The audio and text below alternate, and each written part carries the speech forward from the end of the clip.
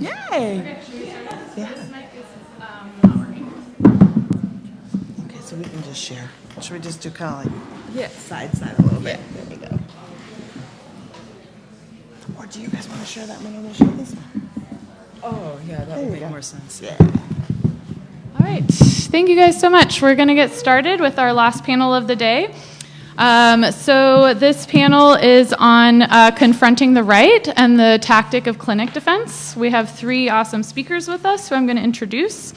So just to kind of set up the panel, so the right-wing anti-abortion movement is gaining a ton of ground lately. It's been co-opting feminist and racial justice rhetoric to advance a very misogynist agenda and to pass tons of anti-abortion legislation around the country.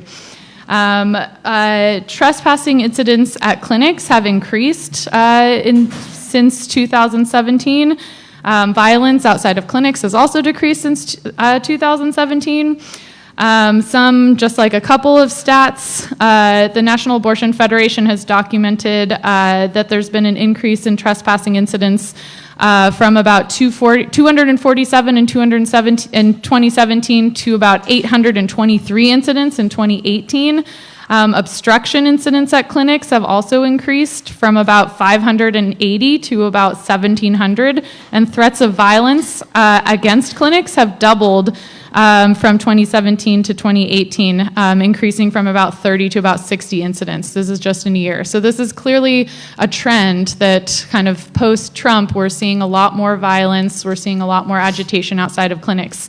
So the right-wing anti-abortion movement is, obviously not a unified movement, but we are seeing sections of it that are very well organized, that are well funded, and that use a variety of tactics, including inciting violence against abortion providers and clinic workers. They have a history, especially in the 80s and 90s, during the kind of rescue and Operation Rescue era of invading in clinics and shutting down clinics. A lot of these groups operate a growing number of crisis pregnancy centers. A lot of those crisis pregnancy centers pretend to provide abortion care, but don't actually provide abortion care. A lot of those crisis pregnancy centers receive state and federal funding. And so for many decades, the reproductive rights movement has ceded a lot of the political strategy to large nonprofit groups and legal rights organizations, which have historically taken a defensive position in order to try to prevent the right to abortion from being completely overturned and undermined. But in the process of having that defensive position, they've left a gap for anti-abortion activists to protest outside of our clinics without being challenged, as well as to host a number of high-profile rallies and marches. And they've attracted a lot of media attention, especially among a new kind of group of young pro-life feminists, they kind of style themselves.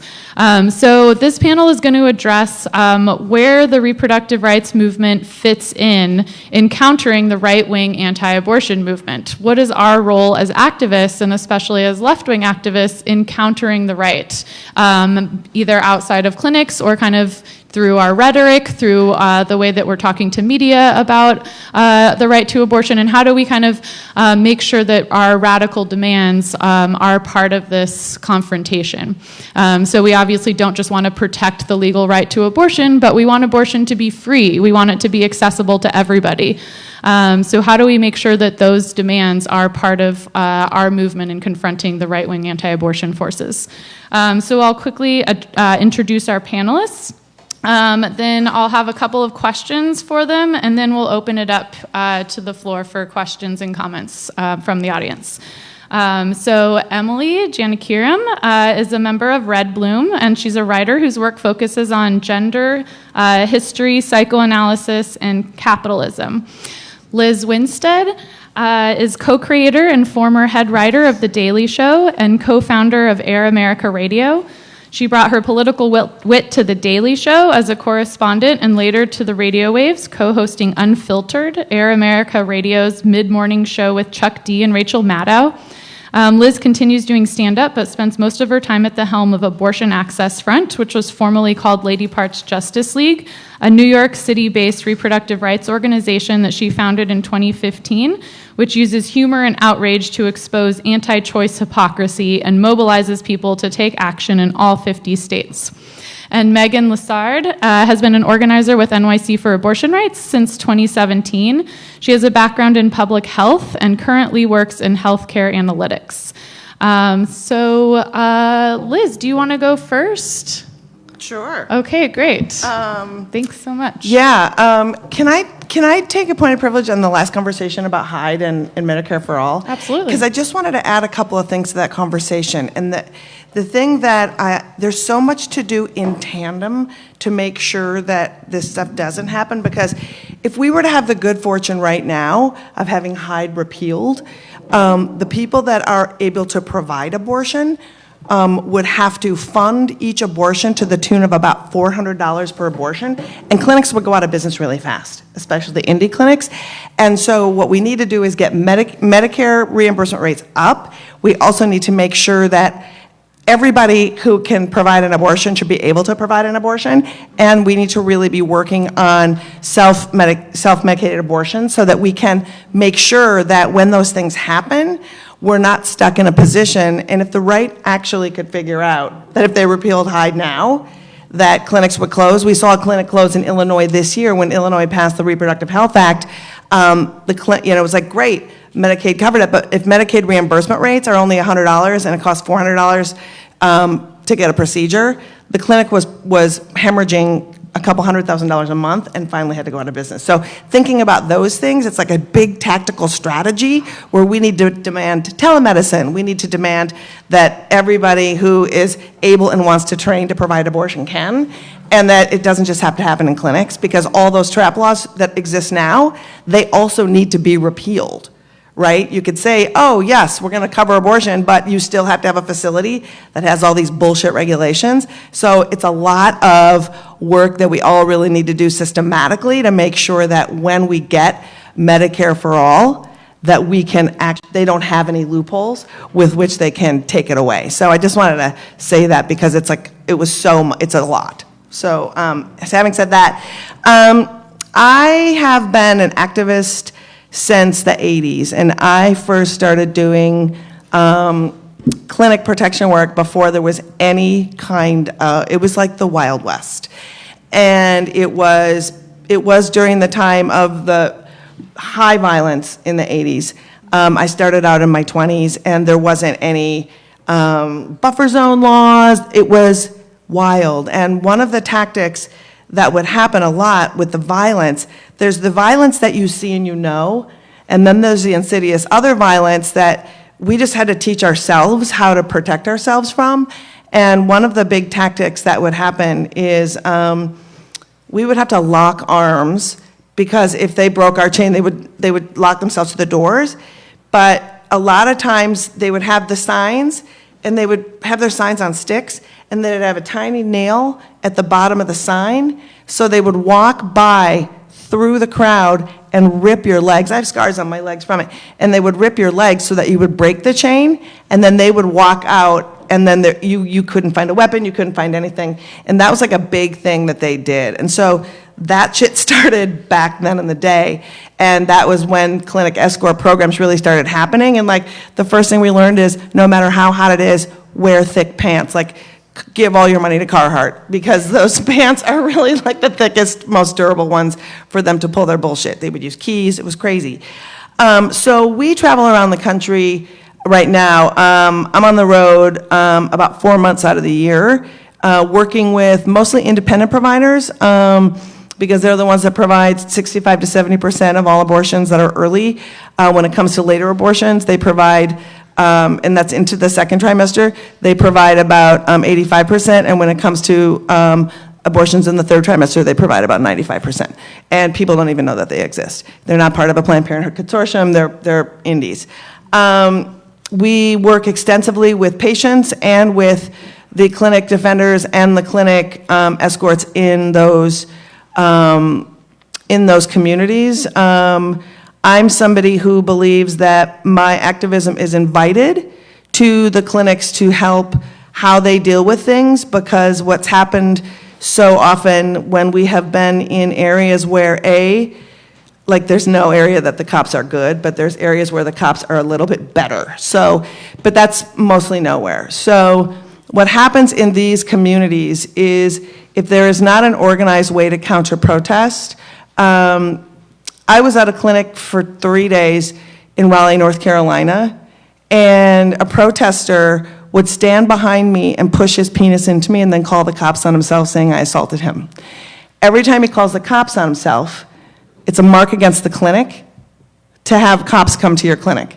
The right wing then uses that, and then they get all kinds of, like, they bring that to the city council meeting with that the protesters incite violence. So I just say, I really love the models of Jackson, Mississippi. I love the models of Houston, Texas, where they have, they work in teams where there are people who defend verbally against the protesters outside, and then there's people who only escort patients in. So they work in pods. It's super effective, and what they see that's very successful is if you're engaging with a person,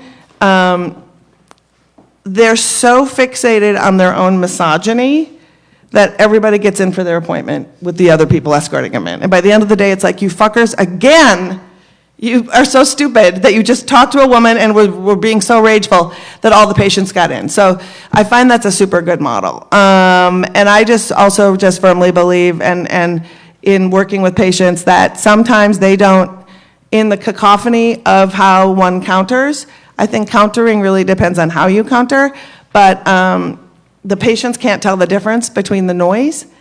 And also when it's typically, it's a privilege to be an escort because it's free. And if you'll notice, when you see most of the people escorting at clinics, they're the same age, they look like me. They're older and they're mostly white. And the protests are mostly older and mostly white.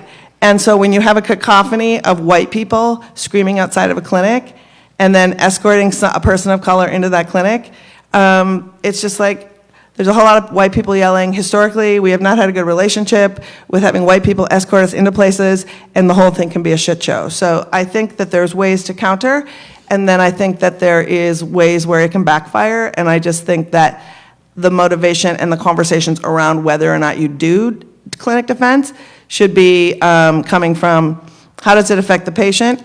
How does it affect the people running the clinics? Because with a lot of cacophony outside, and those antis get ramped up, those physicians are followed home. Those physicians can't drive home the same way twice. And the people that are there and work at the clinic every day experience a lot of shit that we don't even know about. So that's what we do. Great. Emily, do you want to go? Sure. Okay. Thanks, everybody. Okay. Today,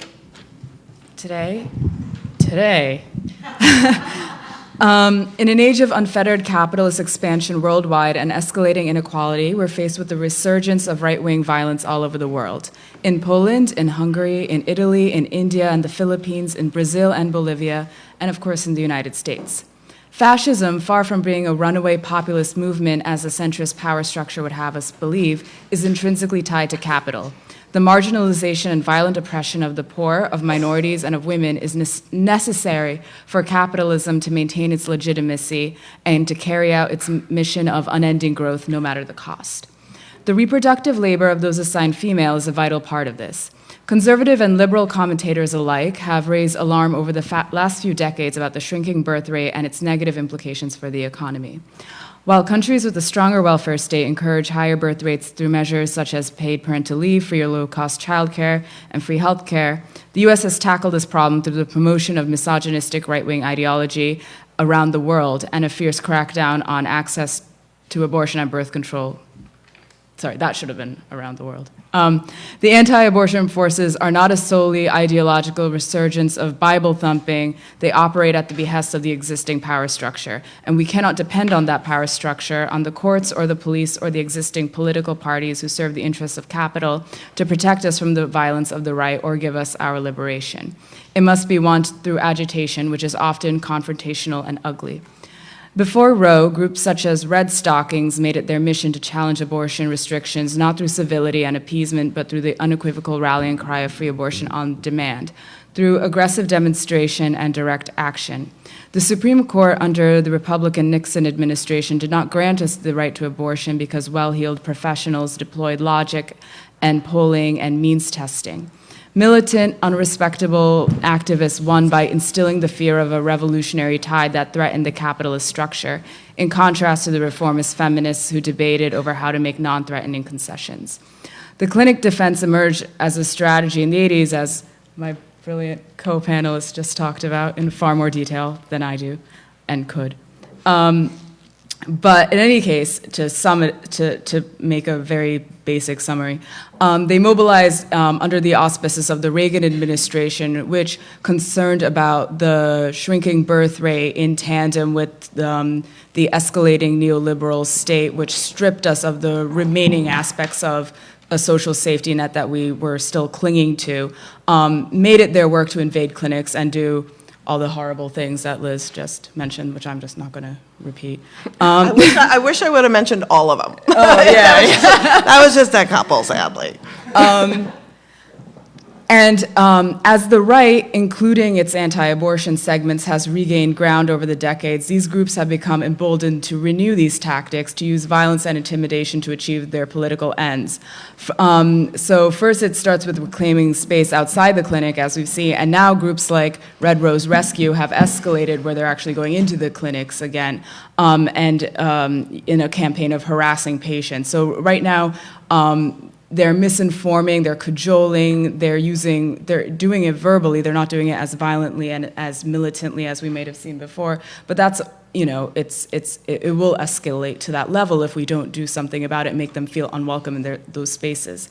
They're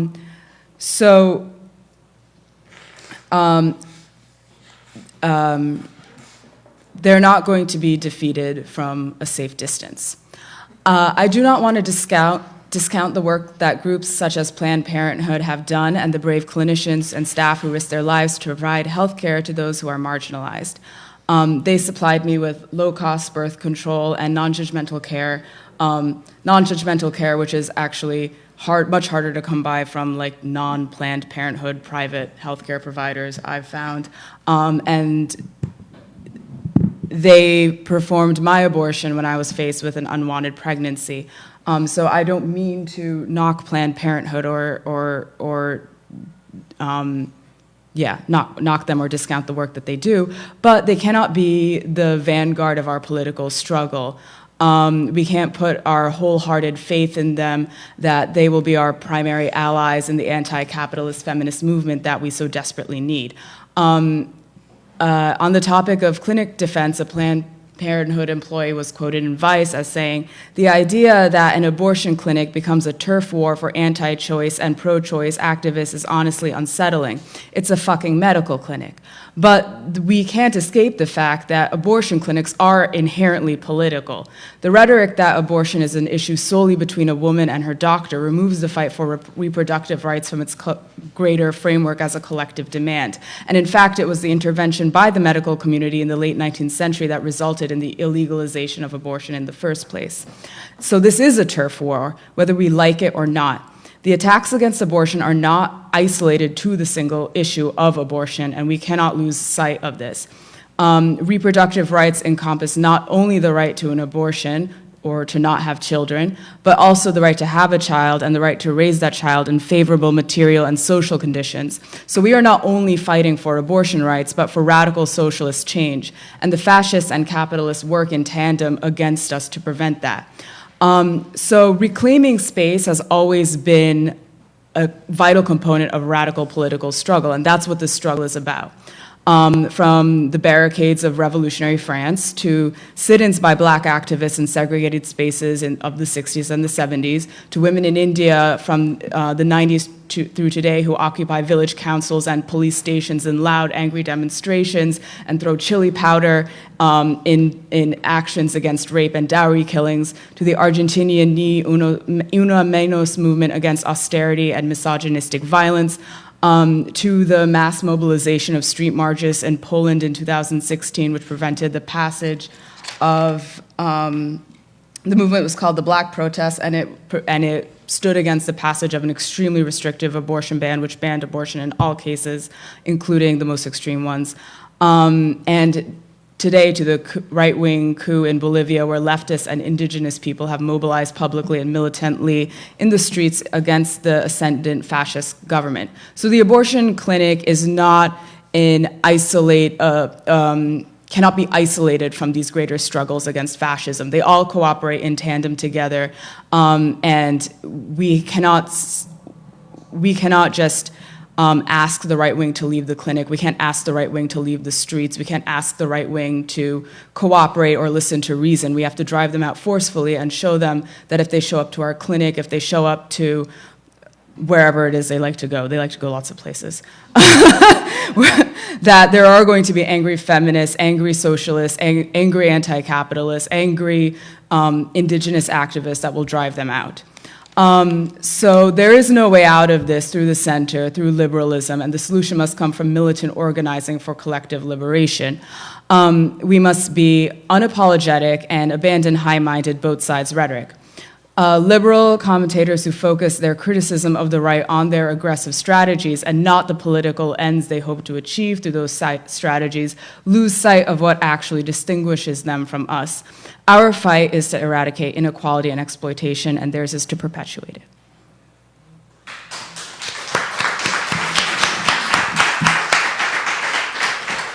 Thank you. Megan, do you want to go next? There you go. My talk will consist of me just quoting Emily's talk. Sorry. Okay, wait, this is, can we pull this up a little? Thanks. Okay.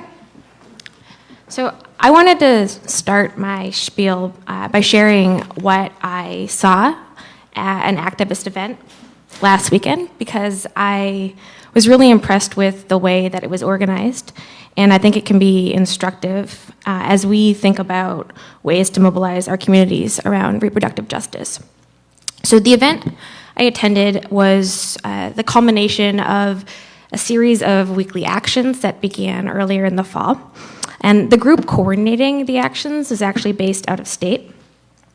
So to secure buy-in, they reached out to lots of potentially sympathetic organizations early in the summer, engaging them as partners in planning and building a really diverse coalition.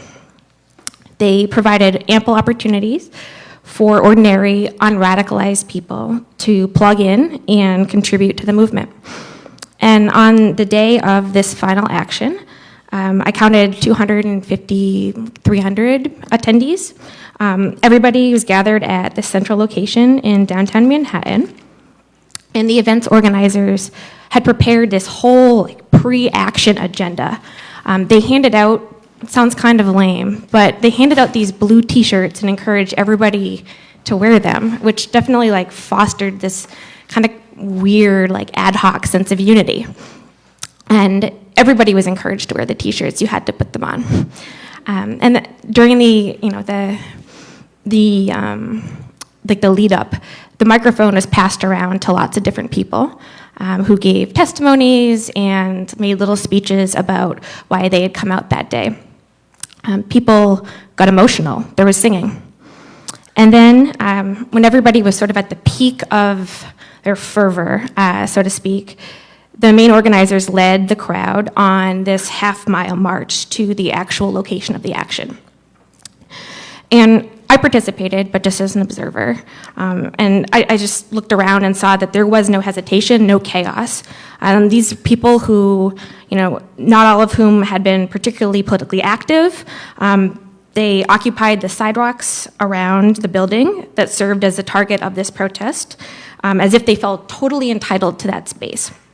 Like they were pro-protesters. And the visual effect was really striking, of hundreds of people, this intergenerational, multiracial crowd, all wearing matching t-shirts, packed really tightly on the street corner, singing and chanting in unison. It was like a very impressive display of force. And then I think this was the smartest part, when it was time to leave and people were still fresh and excited from the action, the organizers had people sign up for specific tasks to prepare them for upcoming actions in the spring, when they plan to regather and like do this all again. And I mean, I don't know, like I can't imagine what I would enlist to do if somebody handed me a clipboard at a protest. Like, yeah, sure, sign me up, yeah, I'll definitely firebomb somebody, whatever. Just kidding, but you know. So this action, which was so tightly coordinated and drew on the untapped energy and eagerness of ordinary people, it was actually an anti-abortion group called Love Life. And they were marching on and protesting at Planned Parenthood on Bleecker Street last Saturday. Love Life's actually based in Charlotte, North Carolina, and they regularly draw hundreds, sometimes thousands, of protesters to local abortion clinics. And the two brothers who founded the group, who obviously share a super regressive worldview, are the sons of Flip Benham, who is the current director of Operation Save America. And this group is kind of motored by a three-pronged opposition to abortion, the existence of LGBTQ folks, and Islam broadly. And Operation Save America is also the most current iteration of Operation Rescue, which in the 80s and 90s, people have talked about, was responsible for mass anti-abortion protests, clinic blockades, and violence against abortion providers and patients. But back then, there was a militant feminist counter-movement which centered clinic defense as a strategy. In 1992, when Operation Rescue attempted to shut down abortion clinics in Buffalo, the people linking arms outside clinics, taking up space, putting their bodies on the line, they kept the antis at bay. Operation Rescue didn't manage to breach the ranks or didn't shut down any of the clinics that day. And this is a quotation from somebody who's been active with my group, New York City for Abortion Rights, and was involved with defending clinics against groups like Operation Rescue in the 90s. The next few times I was stationed at Eastern Women's Center at East 30th Street. Like Planned Parenthood, Eastern was ground zero for protests. At Eastern, there were hundreds of defenders and protesters. It was a zoo, but the clinic was never closed. The Operation Rescue leadership called for a retreat, and they went to pull some stunt instead at the Democratic Convention. It was a huge success. So, how did we get to this point now where the literal heirs to the most militant faction of the old anti-abortion guard are able to mobilize hundreds of supporters in New York with absolutely no opposition? I think that the sad truth is that the abortion rights movement slipped into complacency while the right just kept on organizing.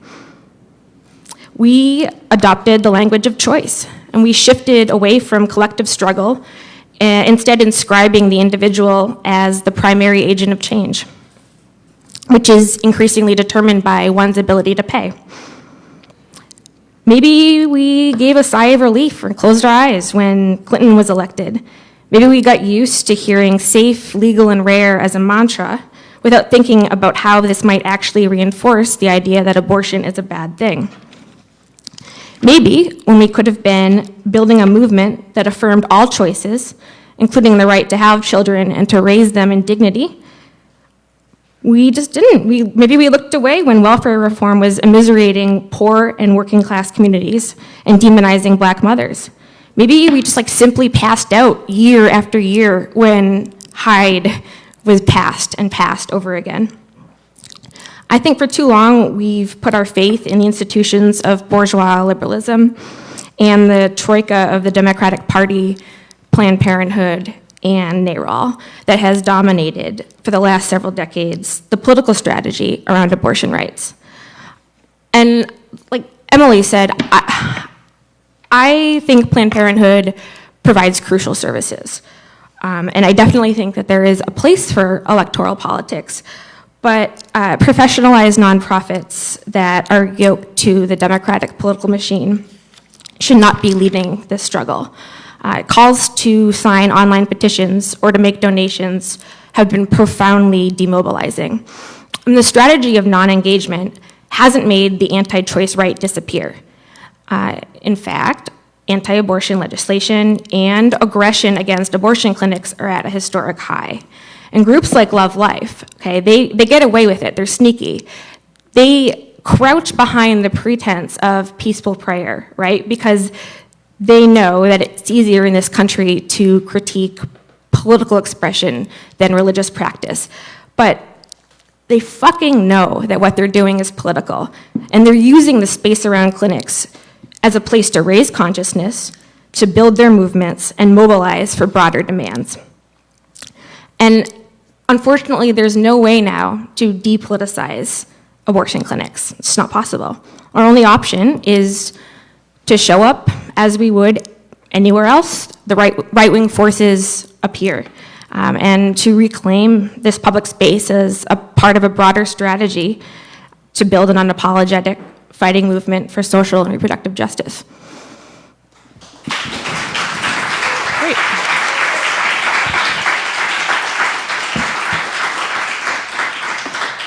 Thank you.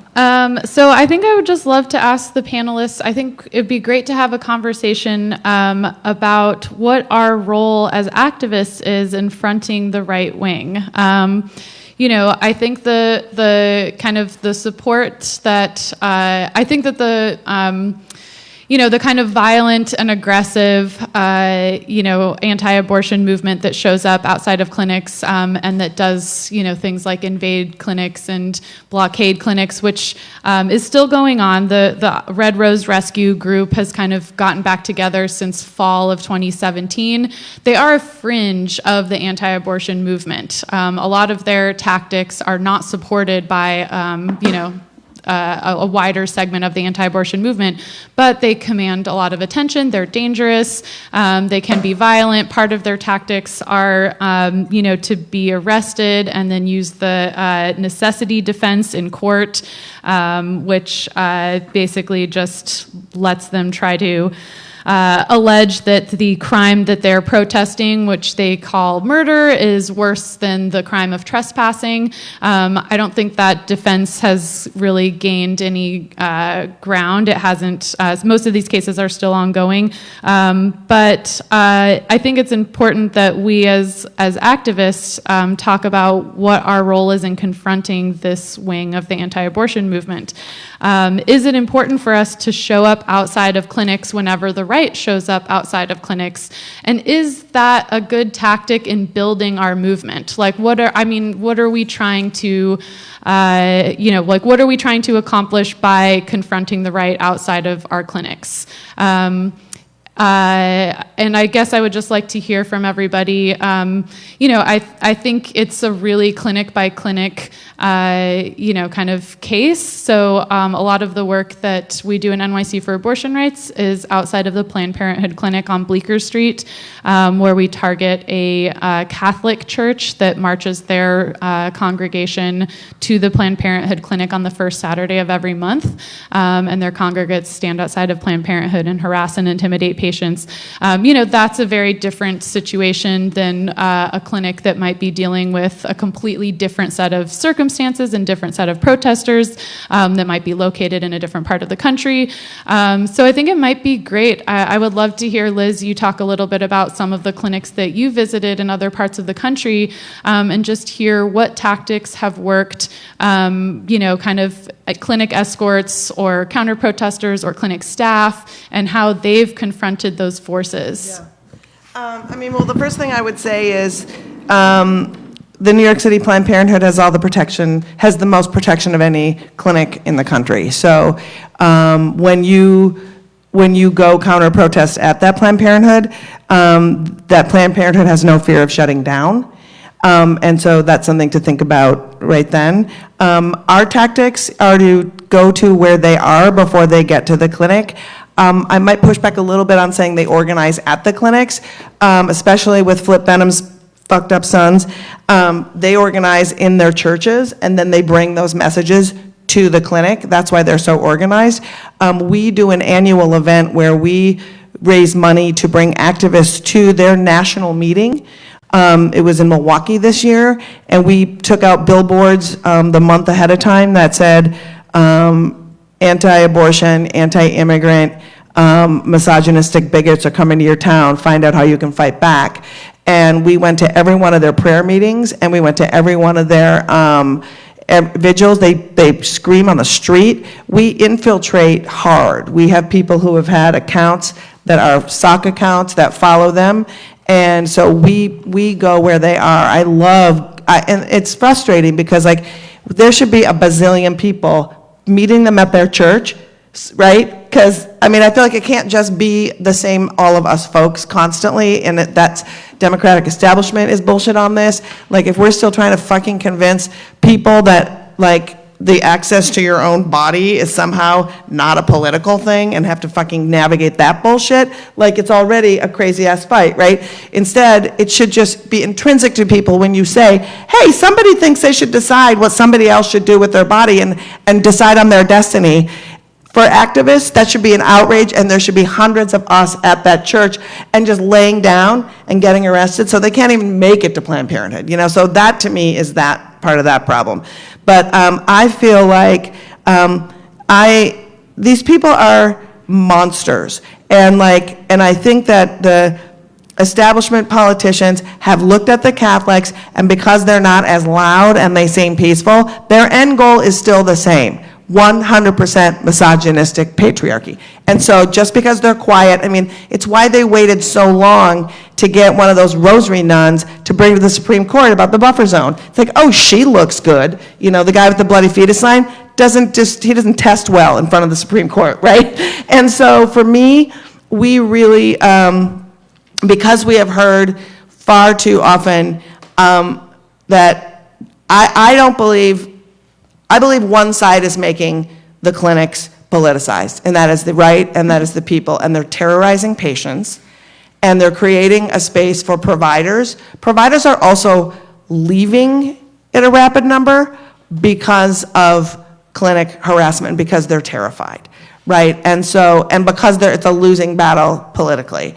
And so I'm just of the opinion that one side is creating a political battle, and if we know that they are gathering and meeting there, we need to expose them at their jobs, which is what we do. We go to everywhere they are to reveal who they are. We go in front of their churches. If a clinic wants me to help out, to divert, so that patients can be escorted by folks, I think that it's, I'm happy to do it. I think that especially getting to know the wingnuts that are in front of every clinic, like the people who defend every week who are actually escorting people, they know the demeanor of the people, they know a lot about some of the folks who are there, and I think that working in coalition with the people who are escorting. Planned Parenthood, they have their own set of how they do things, and I'm not even talking about Planned Parenthood right now, because most of our activism is with the independent providers who are the radical, amazing feminist providers who provide the care and do not have resources to defend themselves from the ramifications, and they are in harm's way from the ramifications of bringing the fight there. They're super happy, and also just seeing that they are willing to take the fight away if you move them away is important. It's also important to talk about the fact that a lot of these people don't agree with each other and get along. So learning the tactics of the blue shirt people who have all the money in the world. That same weekend that they were in down at that rally, 4,000 of them were in Charlotte, and 800 of them were in Greensboro. 4,000 1,000 of them. They rented a stage, they took up the block. So they are funded by the Catholic Church, right, as are most of these fake abortion clinics. And then you have the radical OSA people, and then you have the Army of God, and then you have Abolish Human Abortion. So you have these crazy factions who are, different ones are headquartered in different parts of the country and have different tactics. And so for us, working really hard with the reproductive justice groups and the escorts and the abortion funds and the social justice activists in those communities, because they really know who they are and how to do it. So we just do it how folks are doing it and doing it well, I think. Great, thank you. I have a question for Emily. Could you talk a little bit about like how abortion rights activists can learn from other movements like the Anti-Fascist Movement?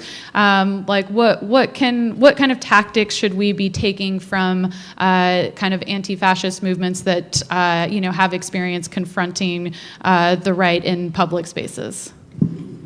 Sure.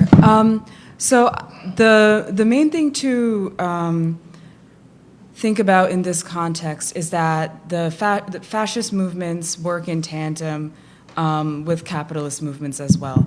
So what this requires is what Tithi so eloquently put earlier, and she's not here, as a militant minority that demonstrates publicly their own strength and their own numbers in standing against this machinery. So I'm thinking a lot about the Ni Una Menos movement in Argentina, which merged together calls for a women's strike in protest of the national debt and austerity measures under Macri, that mobilized to the streets. And Cecilia Palmieri said about this that since the government of Macri produced this debt, the largest debt in the history of Argentina, one of our principal areas of interest is the relationship between the state, between state debt, private debt, and machisto. So these protests must be merged together in a way that is public, is bold, and makes demands that go beyond the abortion struggle in and of itself. They need to locate that abortion struggle within a greater anti-capitalist movement, which is similar to the activities that repealed the abortion restrictions in Ireland most recently. And I mentioned this briefly before. In 2016, in Poland, the Black protests united feminist and anti-capitalist causes and engaged in mass mobilizations. They engaged in aggressive online campaigning. They targeted the right wing at their employers. And through this show of force, which was not necessarily violent force, but a show of a militant minority within an aggressively capitalist and misogynistic country, prevented the passage of this bill which illegalized all forms of abortion. And this was in a context where liberals also sided with the conservatives on this issue. In India, a lot of protests have taken place in a country where you absolutely cannot rely on the police or on the government through mass violent demonstrations of women occupying police stations, occupying village councils, taking to the streets with things like chili powder and machetes, and being a lot more violent and a lot more militant, but showing that these women who are most impacted by the austerity measures of the IMF and of the World Bank and of the neoliberalizing policies of the Modi government, in a wave that demonstrates that in this context, feminism is not an importation of liberal Western values, but is intrinsically tied to the liberation of all peoples underneath a capitalist structure which depends on women for social reproduction. So I think that the way we achieve abortion rights the way we learn from the anti-fascist movement to achieve abortion rights is to remember that the centrists and the liberals will always side with the fascists, because fascism is an ideology which has the trappings of populism, but which is in the service of capitalism. So our movement needs to counter that by showing people that things like abortion is not an individual choice for wealthy white women who want to advance their careers. The anti-abortion right has been able to capitalize on this rhetoric, on the individual liberalized rhetoric of Roe versus Wade, as like you pointed out earlier, to talk about, to co-opt the language of racial injustice, and the language of pro-life feminism, to kind of argue that abortion is a white woman's issue, for instance. And we need to position that, we need to reclaim that and position that within a greater anti-capitalist struggle, and remove it from the centrist underpinning that gives the right so much purchase as a fake populist, fake socialist movement. Great, thanks.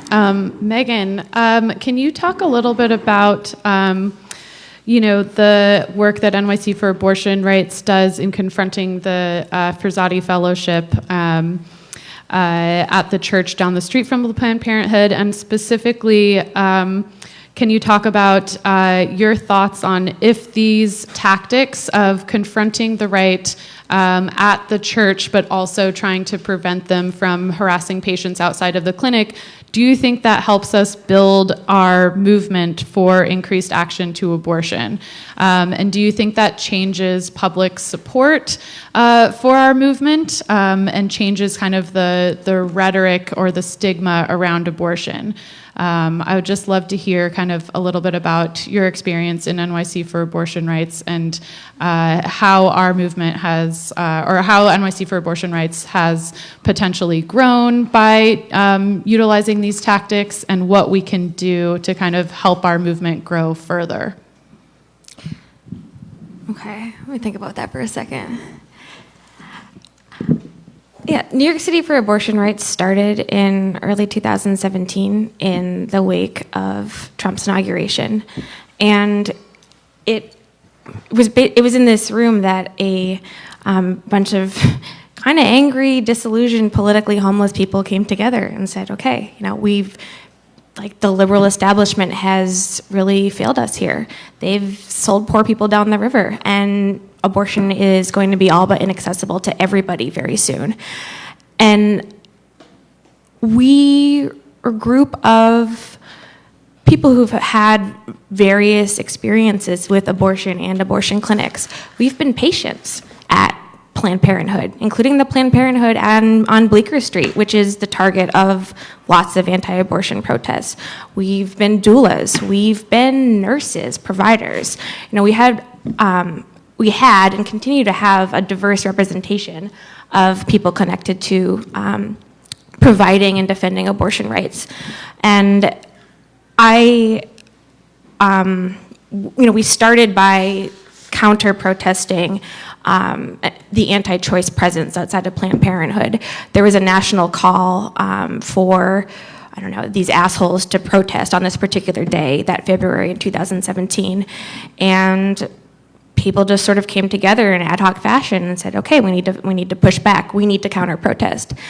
And Planned Parenthood did ask people not to show up to counter-protest. They said, okay, we're going to set up a parallel venue around the corner away from the clinics, and you guys can set up there. And at the time,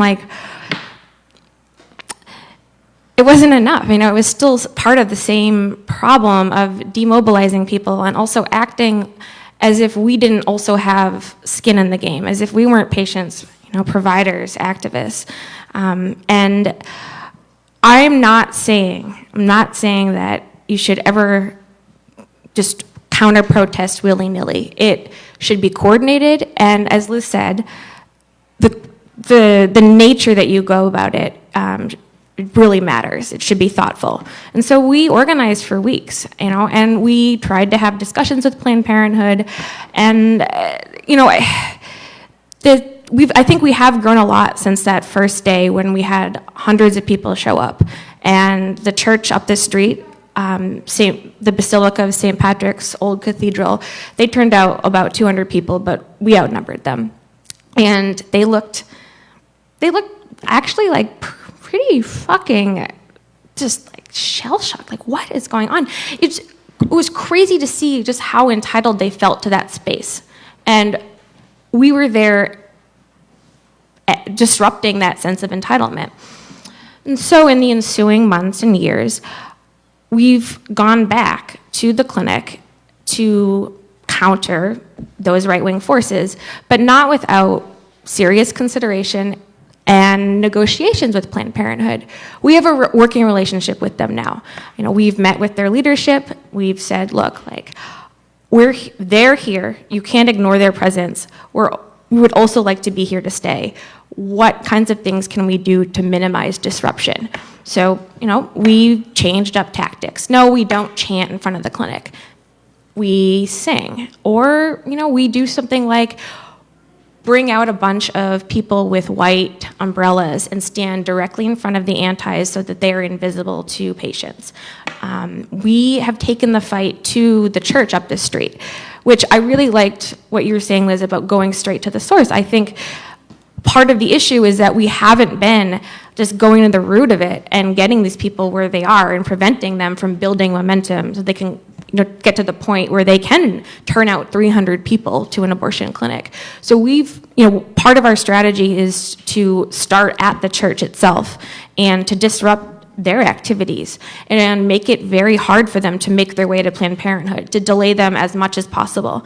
And we've had standoffs in the street with them that have lasted a good 45 minutes to an hour, to the point where all people scheduled for an abortion that day can get into the clinics. We've definitely shifted tactics in response to Planned Parenthood's requests. So I don't want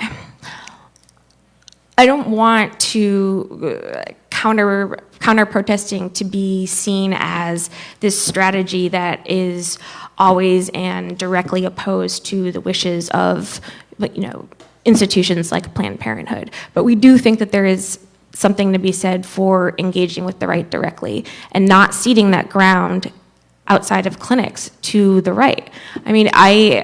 I remember going to a freestanding abortion clinic in the Midwest, literally to drop off some pamphlets for an event I was organizing. Not that it should have mattered why the fuck I was there, but I walked past a group of 5 men, okay? And one of them got close enough to whisper in my ear, "You're gonna get breast cancer and you're gonna die." And there was nobody out there that day countering that. And as I was in my early 20s, it scared the shit out of me. And it would have meant the world to have somebody else standing across from him saying, he's not right. We're with you. Solidarity. Was there no escorts? No escorts. Where was it? Iowa. But I think that escorting too can in many places look a lot like clinic defense.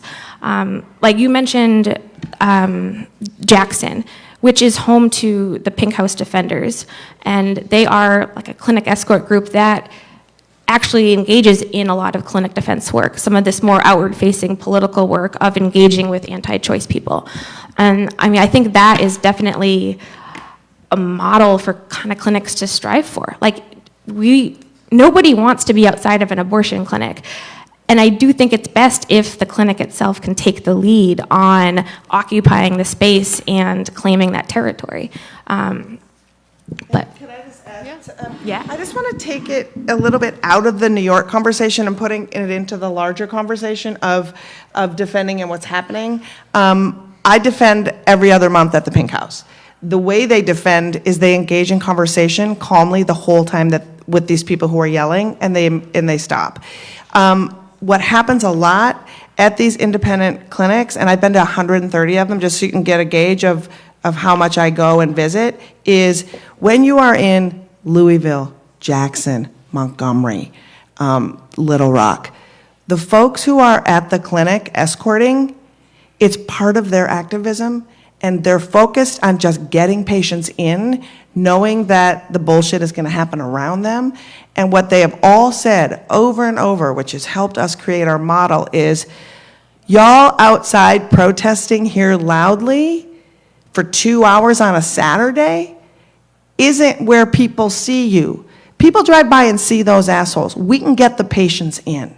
If you want to organize people, we got to get people to the street. But when those people are done escorting patients in Louisville and Little Rock, they're like trying to organize the hospital there. They're in BLM. They are the 100 activists who are doing all the work. And when they're in front of that clinic and they see people organizing there, they want people to organize all those people out in the street to expose who they are. We can't forget that when Witch and Red Stockings and all those folks came to be, there wasn't standing clinics with which people could go protest. Abortion was happening in doctors' offices and hospitals, and all of those organizations were in the streets. And so we should be where the most people are and where the most people are going to see us to talk about what assholes they are. Because right now, everybody knows that.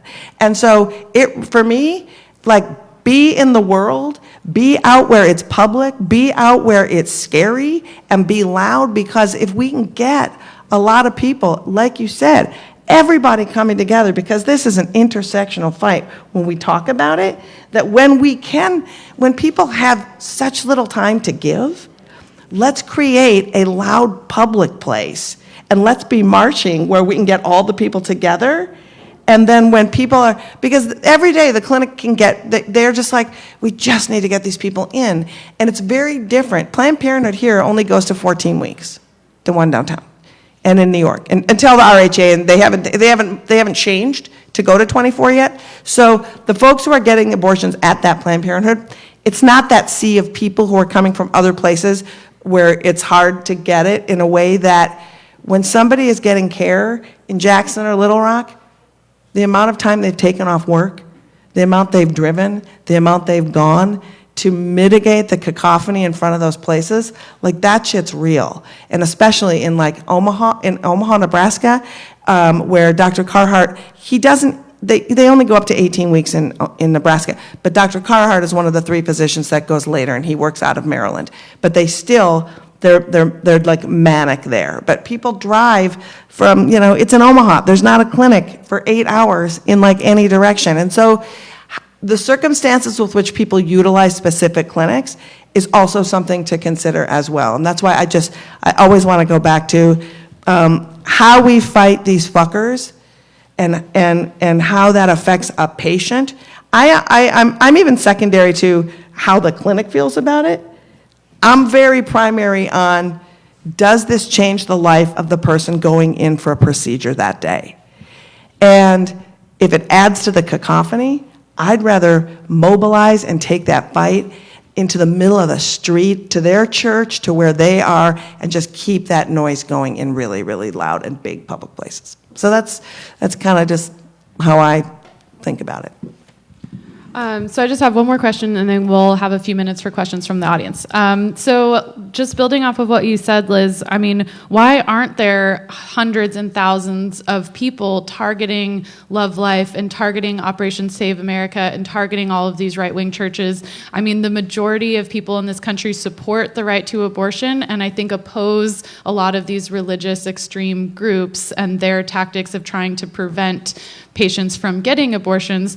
So my question is just, how do we mobilize people, and how do we educate people and try to turn people out in the streets and at their churches and targeting them? Like, how do we build a movement that kind of raises people's awareness and organizes people, to turn out and target those right-wing churches? I mean, I think part of the reason that, that we've ended up turning out to clinics is partly because that's where some of these right-wing groups are, and it's already kind of a politicized space. And I agree that it would be great to have that fight be taken directly to them rather than at the clinics. And so how do we go about? Well, I'll give a great example. I don't know if we reached out to y'all about our action that we did Thursday night, but the #1 anti-abortion funder in America, the literally Koch brothers, Robert Mercer of abortion, lives on, they're headquartered on 71st Street.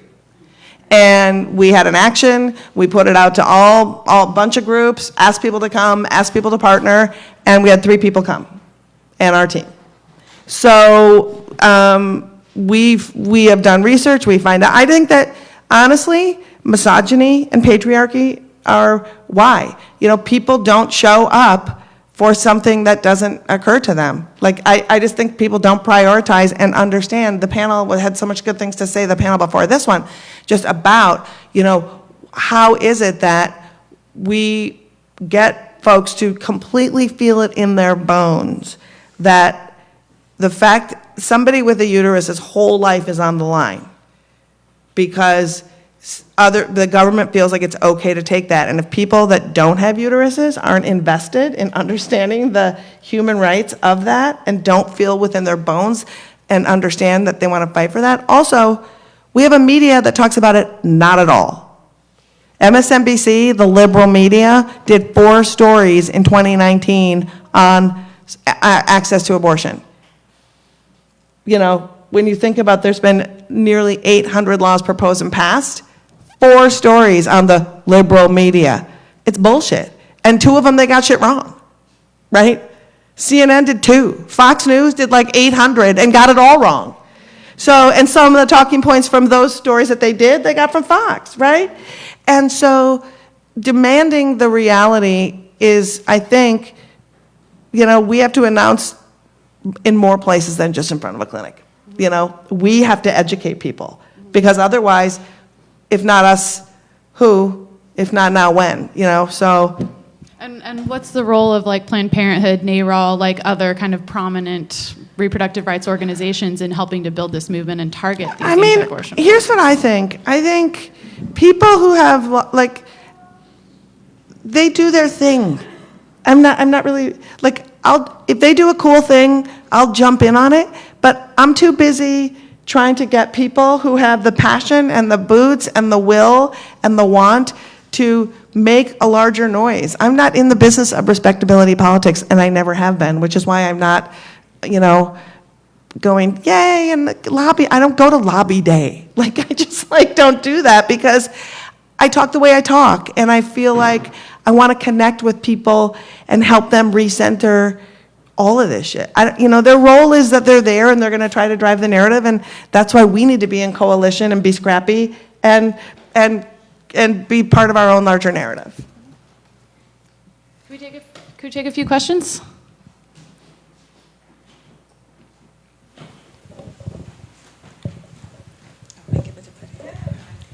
I'm Betty Maloney from Radical Women, and I can identify with a lot that Liz said because I've been in Jackson.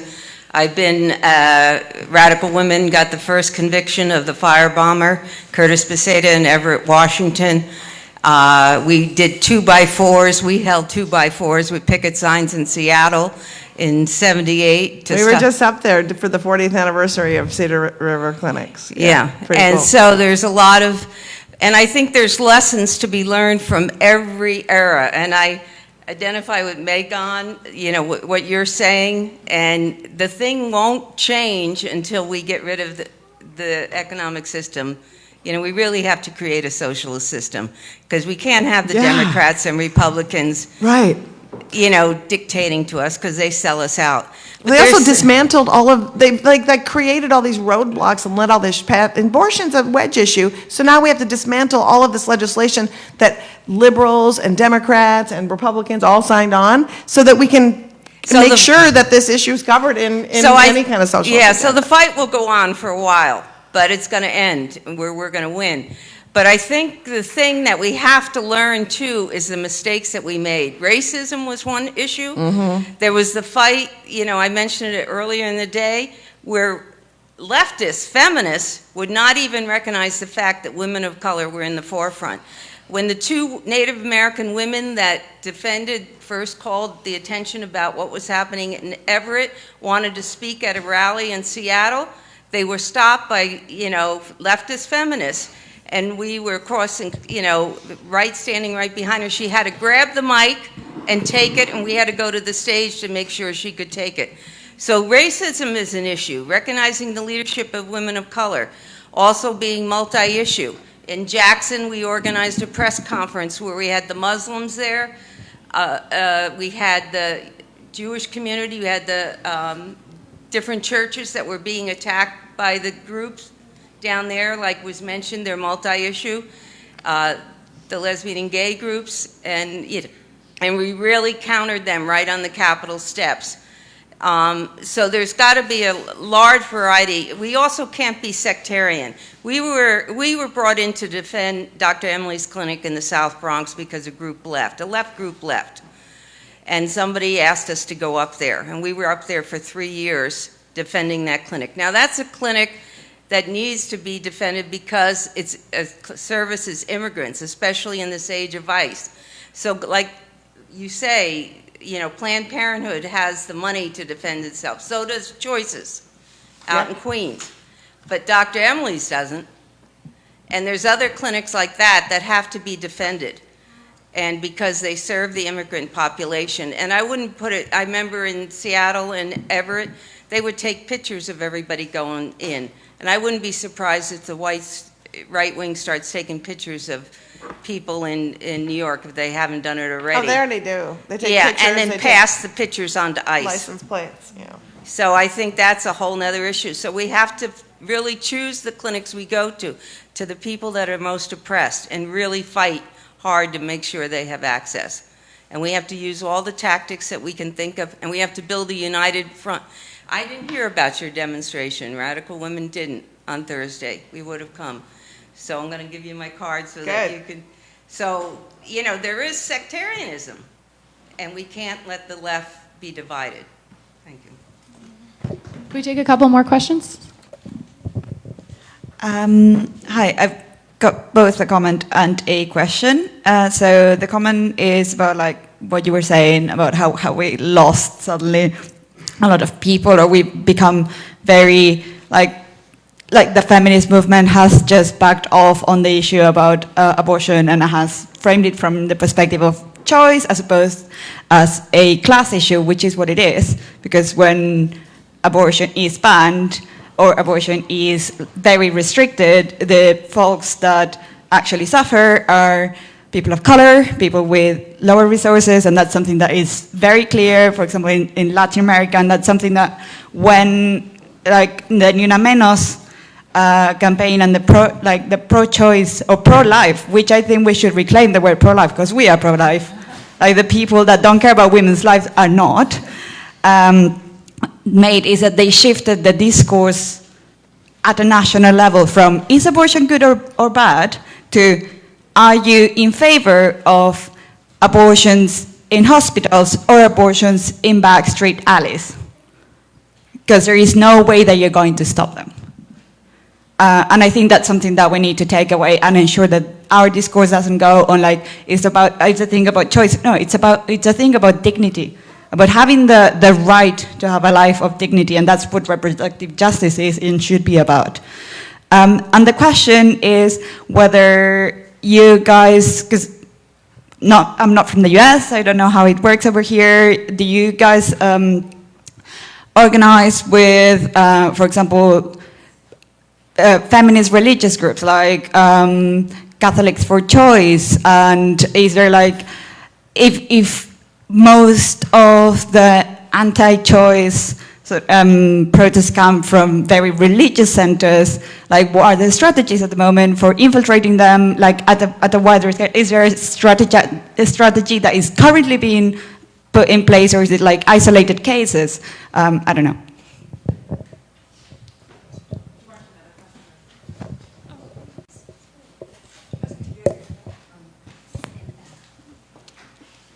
So we work with Catholics for Choice, and also it was the religious movement. It was religious leaders in New York that actually legalized abortion. The Religious Freedom Coalition, and they're great. But yeah, and I also just think we don't value any pregnancy outcome, right? And that's the problem, is that the dignity of pregnancy, if we did, we would value all pregnancy outcomes so that it wouldn't have to be a financial barrier. We shouldn't have, a person who is of low income or a person of color who wants to have a kid should be able to have a kid, And we should say, we honor you, and we want to make sure those resources are there for you. And if you need to have an abortion because that's what you are deciding for yourself, we honor those choices. But the dignity of pregnancy outcomes is I think, the biggest failing in our country when it comes to when we talk about reproductive rights and justice. Hi, I'm Celia from New York City for Abortion Rights, and Vera, who's here with Foxy, wanted me to tell you that she made some of the cookies that we ate today. Yeah, I just wanted to say, I think it's really important that we hear about what's going on all around the country, and especially what's going on all around the world, and those are ways that, I mean, when Megan was talking about the umbrellas that we held in front of the anti-people to shield them from the patients from having to see them, when we got that idea from the Seattle group that regularly turns out 150 to 300 people on clinic defenses out there, and that's one of the things that they use. So it's really important that we take a look at what's going on everywhere else. But most of us here sitting in this room are not going to be able to travel the country or travel the world to be active. Most of us are going to be active here in New York. So I just want to invite people to please sign up on our list. We are in front of that church that's not just a church. It's not just the matter that they lead their congregants down. This is an organizing center for the anti-abortion people in New York. There are 4 or 5 different groups, including that Red Rescue group that invades clinics, Bikers for Life that turn out and look tough, and 4 or 5 different religious groups. And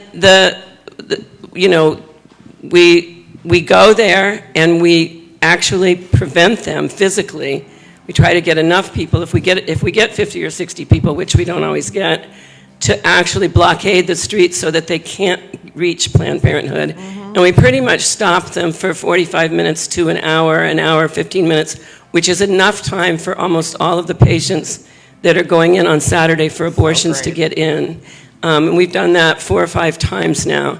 And it's really effective, it's really demoralizing for them, and it's just a really important work to do. So if you'd like to join us and be part of that, we also have educationals on lots of different topics and show up at other kinds of anti-abortion activities. On December, is it the 8th that the caroling is? Yes. December 8th, a group at the church is going to have a big organ concert at this church. And so we're going to have some pro-abortion Christmas carols to sing out front of it and pass out literature along the way. And we'd love to have you join us for that. So I just wanted to say there are things we can do here in New York City.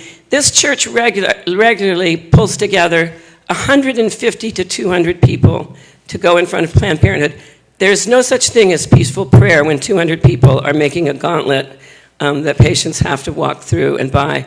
There's a guy that wears a pink escort vest like the Planned Parenthood escorts wear. He's an anti. He wears this escort vest in front of Planned Parenthood so that patients will come to him thinking that he's going to help them into the clinic, and then he harasses and intimidates them. Is anybody infiltrating? Yeah, we're doing... You're going to their meetings? Talk to the person next to you. Are you going to their meetings? The person next to you. Yeah, she's the other side. Yeah, she just talked about it. But No. I'm talking about attending the church and infiltrating inside at the services when they make their plans. Yes. Pretending you're part of the congregation. Yes, we're doing all that. But we don't really like to talk about it a whole lot. Well, we can talk about that later. I also, can I make one point quickly? And that, obviously, clinic defense and escorting, clinic defense, escorting, they look very different in different places. There's no one set model. And the particular clinic we're talking about in Bleecker Street, their escorting program is not, there's a policy of total non-engagement. And the escorters, their role seems to be simply to open the door for people. There isn't the kind of robust gauntlet protection for patients. I think that in other places, escorting looks a lot more like what we're talking about in terms of clinic defense, and that it is, I wouldn't say offensive, but it isn't, we're backed up against the wall and we're giving people a commiserating smile as they walk through our door. So I definitely think that, Vera. Yeah. Yeah, no, and anyway, I just wanted to encourage people to get involved. Here, there's ways to get involved, like right here in New York, and do this on a regular basis, and we would welcome you to join us. And in ways that. to, I mean, and we do other things besides clinic defense. Like we locate this as one strategy among many to push back against the right and organize for increased access to abortion and reproductive services. Can we take just one last question? Cammie up here at the front had a question. Oh, we had one more question. Okay, two last questions, and then we'll wrap up. Yeah, my name is Cammie. I guess I have a question, comment, which is just that it seems to me this session on clinic defenses seemed, I was struck by how different it seemed in tone and sort of content as to the previous session on Medicare for All. And to me, there are two different tactics that are part of a larger strategy around trying to win abortion rights in this moment, right? Like, we have actually a growing movement around socialism and about sort of what we would consider like basic human rights, universal health care, right, housing, minimum wage, et cetera, that we should definitely include like a robust reproductive justice and abortion component to that fight, and fight for that within those parameters. And I think, you know, fighting for abortion and reproductive justice as part of the fight for Medicare for All is crucial.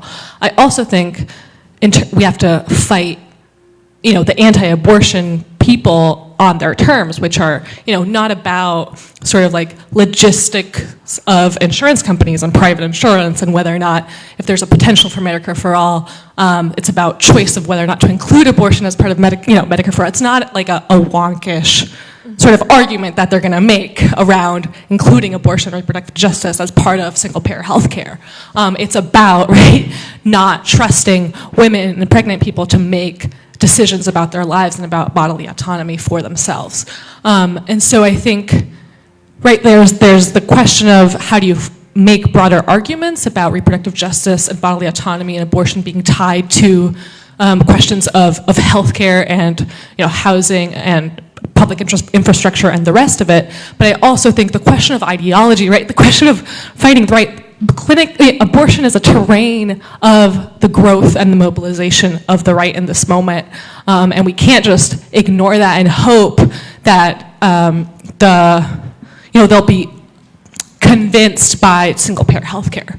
And so I think that, I guess, just the question of ideology, I feel like, has been missing, and also just like connecting these as two different parts of a larger struggle for abortion access and reproductive justice. And it seems like I would like to have a debate.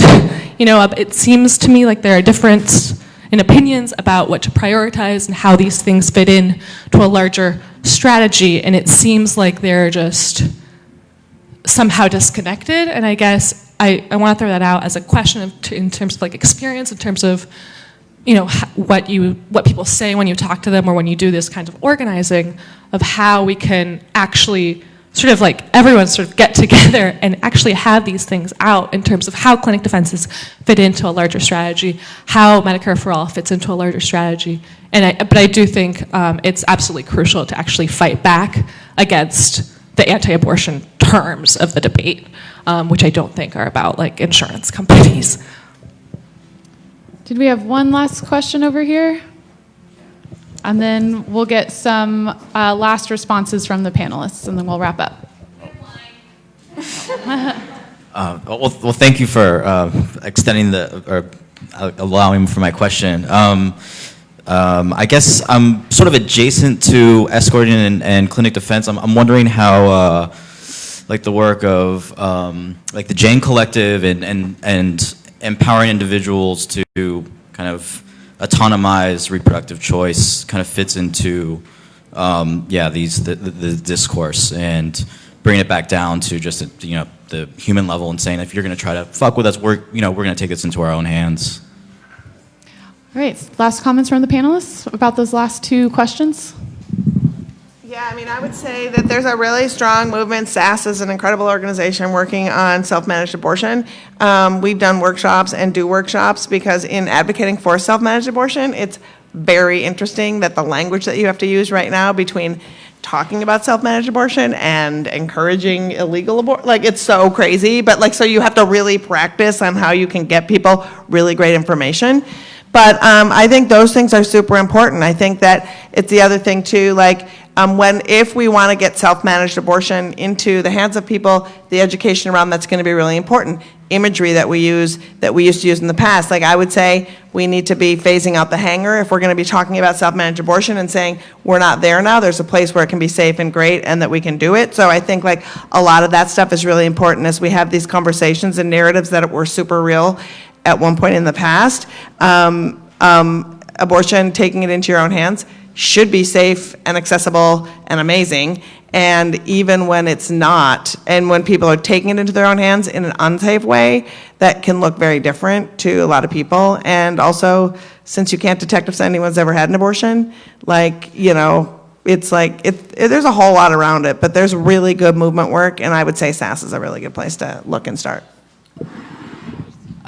Yeah, also on the question of self-managed abortions, you know, it was in reading Jenny Brown's book where there's a diagram of a way that women were able to concoct a device that would do like a vacuum style abortion that was actually like fairly safe to use with like if you learned how to do it. And not only that, with that came a big training to women or people with uteruses about what their own bodies looked like on the inside, which is something that's denied to most of us in much of the country. And, you know, so I totally agree with my comrade, Liz, that it's a bit tricky to kind of just say self-managed abortions and not sound like you're saying coat hanger abortions. Yes. But more like in a broader context, this is like a ground where we fight the over-medicalization of abortion that's made it hard to access. So like there's this whole ideology about that, or this whole narrative that the abortion pill is like terrible and it's going to look like alien when it comes out of you or something. And it needs to be like administered in a clinic because it's so dangerous. And that's like not the point, actually. It's just to make it harder to get. Similar to the ways in which abortion clinics are being closed is through all of these onerous restrictions under the guise of safety and doctors knowing what's best. Abortion clinics have to report an incredibly invasive set of data to government agencies in a way that no other medical procedure requires under the auspices of patient safety and patient care, but what it really is about is surveillance. There was one in Missouri recently where at the hearing to keep that clinic, the last remaining abortion, Planned Parenthood in Missouri open over like its clinical suitability. The state health department admitted under oath that they had been tracking the dates of patients' menstrual cycles in an Excel spreadsheet. So yeah, I think like it's important, like we should definitely know and train ourselves how to do self-managed abortions, but this should also open up the greater discussion of like why it's over-medicalized in the way that it is and over-professionalized. And that's a new thing. That's the part that's massively frustrating. Doctors weren't doing abortions. All of a sudden, doctors were forced to do them. It was like midwives and just people, and just like people were helping each other with abortions. And all of a sudden, the medical ka-ching. Yeah. And nightmare. I want to respond first to Cammie's comment. I definitely agree that we're talking about abortion access. It's easy to sort of get caught up in the logistics of it, right? Like, how are we going to fund this? And like, yes, okay, it's true. Like, we need to have the capacity to be able to provide abortions to many more people should it suddenly become, should Hyde fall, for instance. But I do think that we absolutely need to reclaim the moral high ground from the right, which is what we risk not doing when we get bogged down into the logistical details, which we need to do. We need to attend to those, absolutely. But I mean, right now, this needs to be about pushing back against this fucking mantle of like superior morality that these people have adopted. Like, this is, look at places like Mississippi where abortion is the most difficult to access, and look at, the racial disparity in infant mortality and maternal mortality rates. Like, these people do not give a fuck about women or babies. It's a fucking lie. So definitely like a good reminder, because I think we're in it so often in the trenches, it's hard to sort of take a step back, and keep the ideology centered. And to your point about self-managed abortion, I definitely think that it's, an important strategy for sort of reclaiming power and, obviously empowering people to take care of their lives and their bodies is a really good thing. But I am worried about withdrawing support from broad access to surgical abortion and re-entrenching a two-tiered medical system where poor people have shittier access to services. Because for whatever reason, they're going to need access to surgical abortion, whether, it's preference or if, they're too far along to take the pill. So I don't think we can abandon that fight and shift our focus to self-managed abortions. And also, that I think that kind of strategy might have like the unfortunate effect of isolating people and kind of how do I say this, of putting them at risk of the kind of surveillance that like poor people are subjected to without broad support.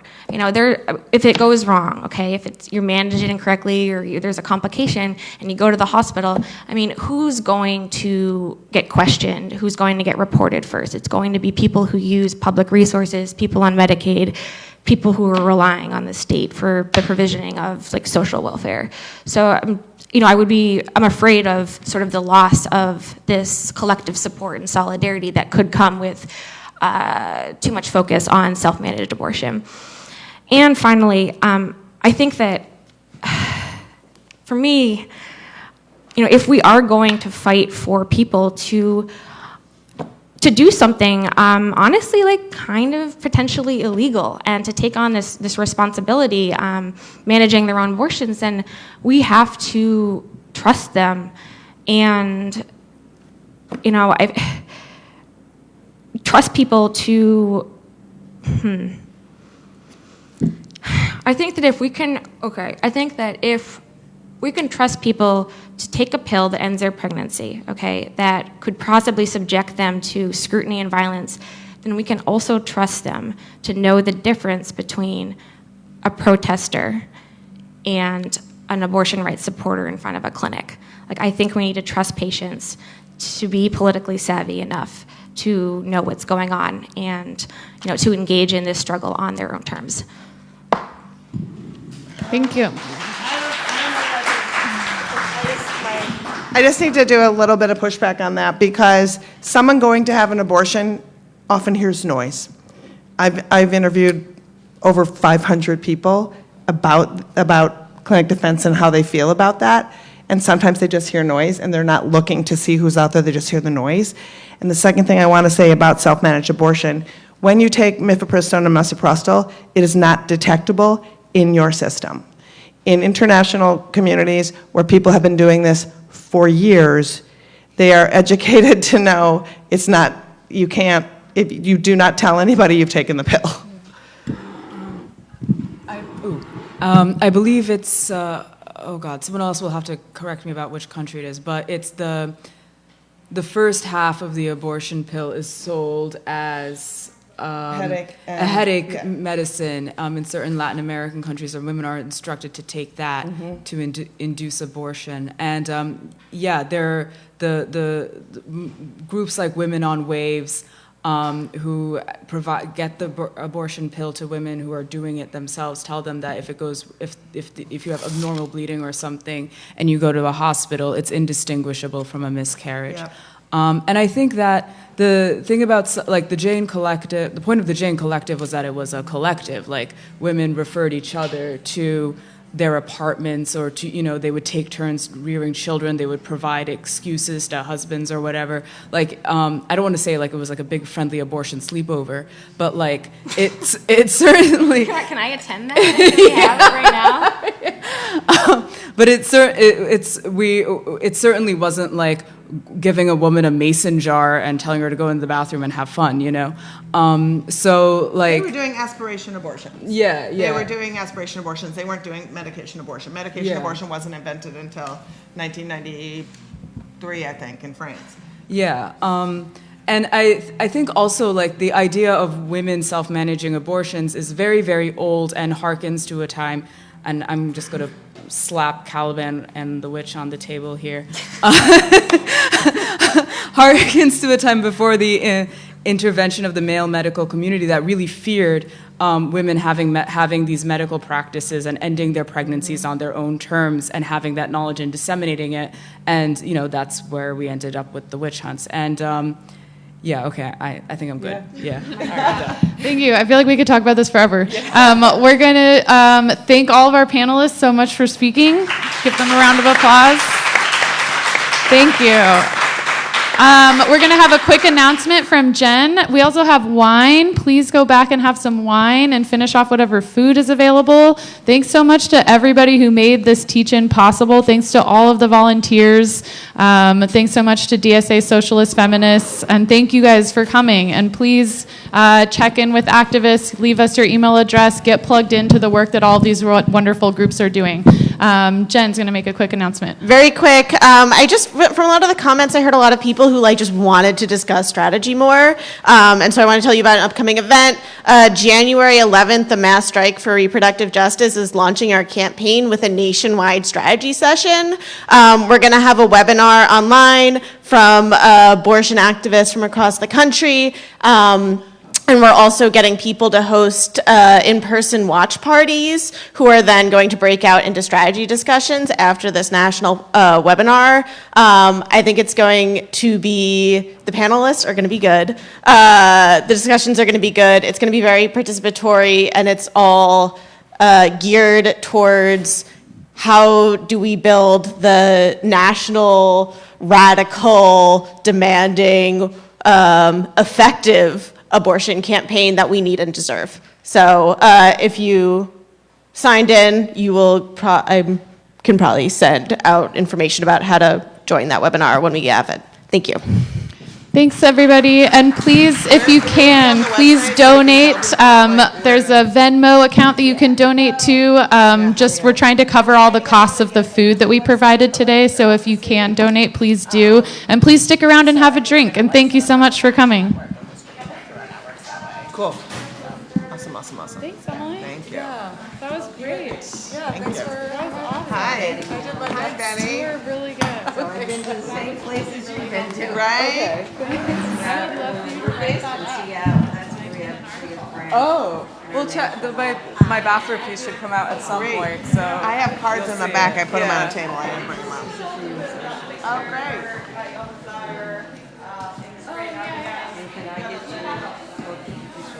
Yeah. And then if you have a demonstration, are you based in New York? Yeah. And then we have some folks in California.